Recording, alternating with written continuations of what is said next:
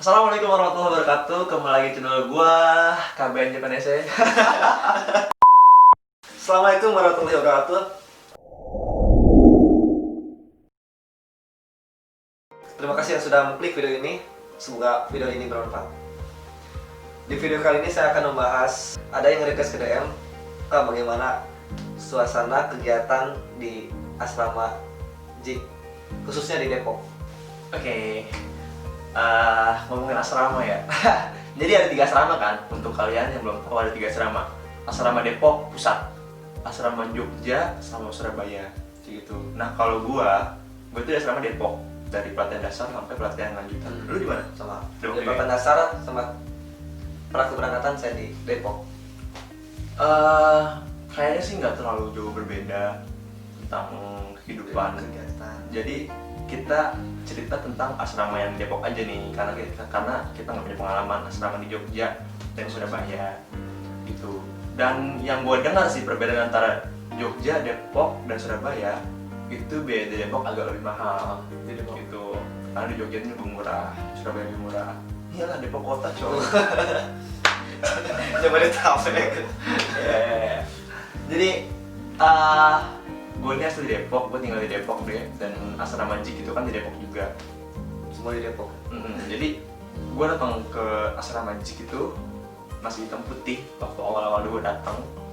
Itu kayak temen gue se-Jawa, bahasa Sunda, ngomongnya aku kamu semua. Gue doang yang ngomongnya gue lu gitu kan. Gue bilang, gue tuan rumah berasa tamu gitu. Gue tinggal di Depok, tapi teman-teman gue orang daerah semua ngomongnya aku kamu, nyong, aing, aduh.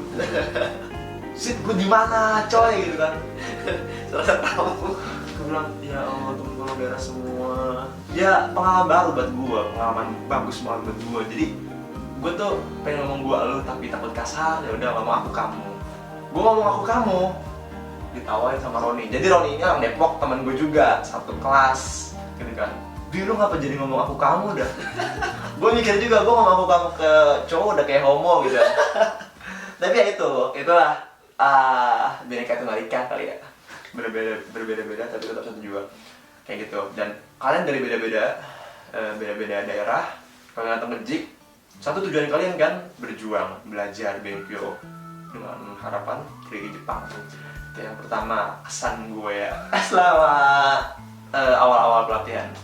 Dari kegiatan, biasanya tidur jam berapa, bangun jam berapa? Oke, tidur jadi gini, dari bangun pagi dulu deh ya, dari bangun pagi dulu. Kita biasanya bangun jam sebelum subuh, jam 4:30, bahkan sebelum subuh deh. Jam 4 ya? Jam 4. Jadi jam 4 tuh kita bisa jogging.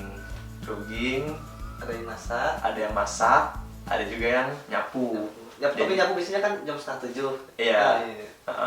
Jadi kita ngomongin yang olahraga dulu nih. Jadi olahraga nih bukan tes fisik. Jadi banyak banget yang nanya, bang, di JIK itu ada tes fisiknya nggak? Jadi tes fisik yang dimaksud ini adalah push up berapa kali, lari berapa kali, target nggak ada sama sekali. Jadi ya gampang dan mudah.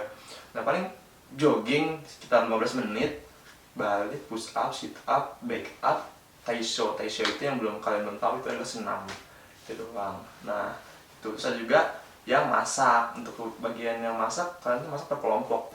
Jadi ada juga yang nanya, bang, di Depok, di Senta tuh kayak gimana sih kehidupannya? Kita makan sendiri-sendiri ya? Ya kalian tuh makan yang berkelompok gitu. Jadi iuran dan apa namanya, tapi dari mana, apa namanya, bahasa Jepang ya, bahasa kalian mau makan apa, ditentuin lah tuh, masak gitu. Nah setelah itu kalian ya gitu, ada yang nyapu juga, ada yang bersih-bersih. Jadi semua area tuh ya benar-benar kepegang, jadi mulai olahraga, kebersihan, dan makanan kayak gitu. Bagus banget sih sistem JIK itu. Nah itu pagi. Nah setelah itu beres semua, kalian tuh rapi-rapi, mandi sekitar jam 7:30 lah ya. Mandi, babak segala macem, rapi-rapi, udah rapi, kalian ada yang namanya core. Core yang dimaksudnya adalah apel setiap pagi. Jadi kalian menyanyikan lagu masjid. Masih apa lu lagu masjid? Tahu. Kami siswa praktek kerja JIASC dan seterusnya kayak gitu. Seru sih, trending banget parah. Trending banget. Dan gue kangen loh sama Dan saya. lagu itu membuat hati ini semangat buat pergi ke Jepang serius. Parah. Ya itu. Jadi sampai jam setengah 9 lah. 40 menit apel. Nah itu dari setengah 9 itu sampai jam 8, setengah 8 sampai jam 8 itu core. Jam 8 itu ada asareng. Asa itu pagi, reng itu reng raku. Jadi informasi pagi. Biasanya diisi dengan orang Jepang, Okami Sensei atau ya siapapun itu. Jadi kayak di Jepang tuh kayak gini loh, di Jepang tuh harga buah mahal loh, atau di Jepang tuh ada yang namanya Anzeng Daichi 19 segala macem gitu ya. Seru sih, kadang ngantuk juga sampai ketiduran. Ya gitu, parah sih. Nah setelah itu sampai setengah 9 kalian langsung Kaiwa Rensu ya? Kaiwa Rensu, ya Kaiwa Rensu. Jadi buat kalian yang udah ada yang asareng, ada yang Kaiwa Rensu. Oh iya, gitu ya. Nah, jadi asareng itu tadi kayak ceramah, dengan orang ceramah gitu kan. Nah, kalau Kaiwa Rensu itu adalah percakapan, Rensu itu latihan, jadi latihan percakapan. Jadi kalian tuh benar-benar yang ya sama sensei ngobrol. Sensei namanya mana desu ka? Apa aja? Sensei, nani ga suki desu ka? Kayak gitu. Kalian nanya untuk memperdalam bahasa Jepang kalian. Nah, setelah itu selesai, setengah 9 kita naik dan masuk ke kelas masing-masing. Belajar bahasa Jepang. Belajar dari jam berapa? Dari jam 9 sampai jam 3 ya. Setengah 4 tuh. Ya, antara jam segituan lah. Dan ada istirahatnya. Dan kesan gua waktu belajar ya. Jadi sensei ini killer banget. Ya. Maaf nih Undi Sensei. Jadi sensei pelatihan dasar gua adalah Pak Undi Sensei. Gede tinggi. Enggak gede. Jadi waktu gue belajar nih itu sama Undi Sensei, orangnya tinggi gede gitu kan. Kayak yang bener-bener dididik banget dah. Jadi kita mau diri harus ngomong. Jadi ada misalnya pulpen jatuh nih, kita harus ngomong Sensei sumimasen, pulpen otote mo ii desu ka? Sensei, apa saya boleh mengambil pulpen gitu kan. Apapun gerak-gerik kita tuh pasti harus izin dulu. Beda dengan sekolah coy. Sekolah SMK bodo amat, guru mau nerangin juga tidur bodo amat gitu kan. Ini enggak gitu, benar-benar tata krama, akhlak dan kedisiplinan sih. Duduk harus tegang. Tegak. Jadi nggak boleh yang meleleh gitu kan. Jangan ada yang ngantuk, nggak ada. Gue pernah sama Astri Sensei. Hai Astri Sensei, kalau nonton pasti ingat nih. Jadi waktu dulu gue ngantuk. Gue tuh dipanggil Alis sama Astri Sensei. Ngantuk nih maksud. Terus Alis turun. Nah turun tuh artinya push up 35 kali. Nah itu Astri Sensei.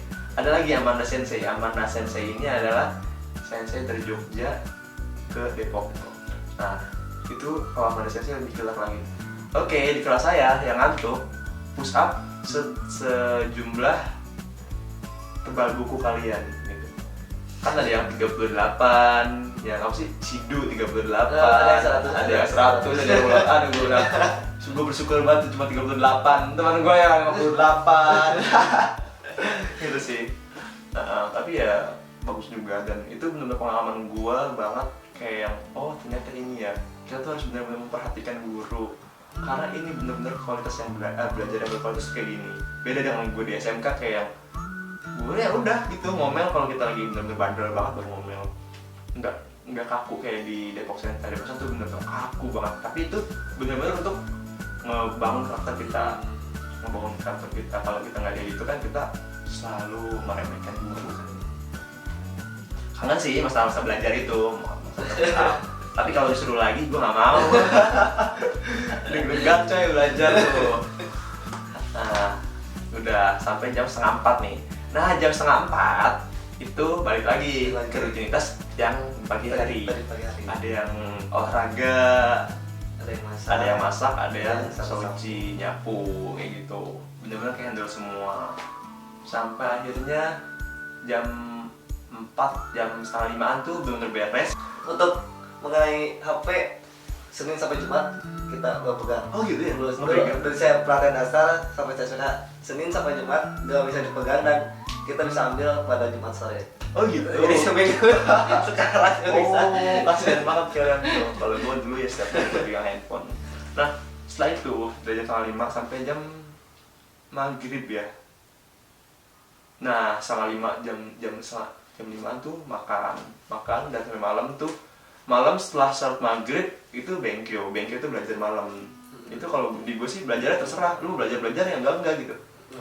Kalau di gue ya, waktu di gue jadi kebanyakan sih belajar karena saya muter keliling. Nah, ini Gitu. Nggak tahu deh kalau dulu malam belajar kayak gitu juga. belajar malam. Di dari jam setengah Jam 7-an kali. jam 7 jam setengah 8 Iya. sampai jam setengah 10. Ya sekitar segituan lah.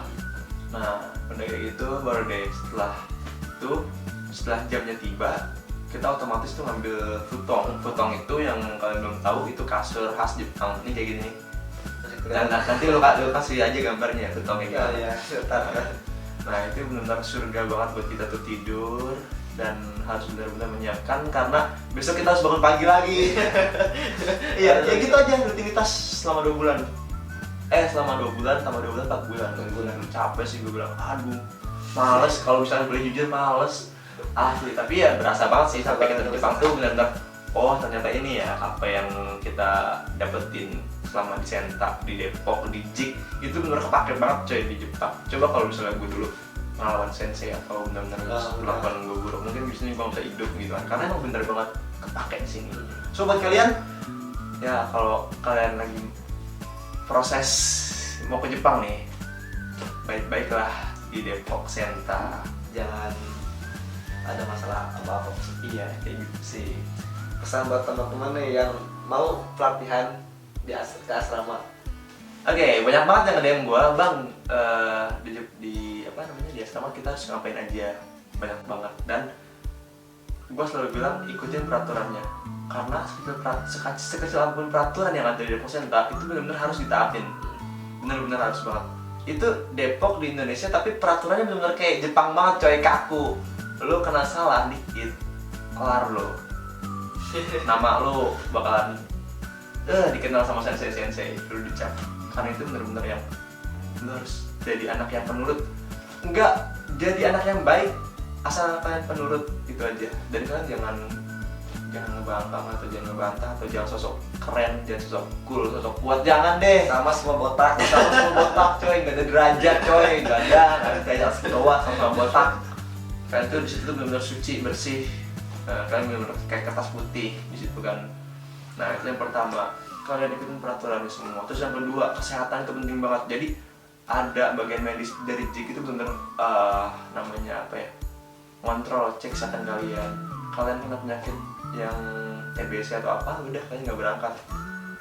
Dan mungkin pembahasan tentang kehidupan di asrama sampai di sini, dan kalau ada yang kurang bisa langsung komen di bawah ataupun ada yang keliru Ya.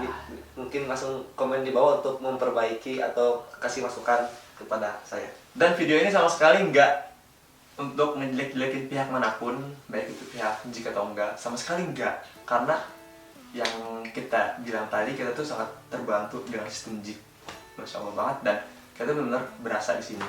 Dan saya pun nggak mau ngenak-ngenakin di asrama tuh enak banget gue, kalian kayak raja, dilayani dulu segala macam, enggak. Karena emang saya yang jujur fakta apa adanya, kalian pun harus bisa benar-benar mempersiapkan diri. Jadi kalian yang manja-manja tuh bisa, oh ya udah, gue harus berubah dari sekarang kayak gitu.